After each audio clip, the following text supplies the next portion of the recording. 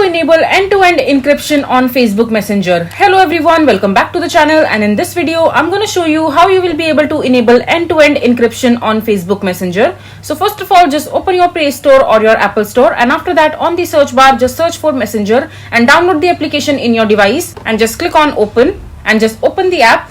And after that, in order to enable end-to-end encryption, you need to click on the three-dot menu icon from the top left corner of your mobile screen. And over here, just go to the settings option from the top right. And here on the settings option, you won't be able to see the option to enable end-to-end encryption in your messenger. So simply just come back to your home screen. And after that, just select the message that you would want to enable the end-to-end encryption.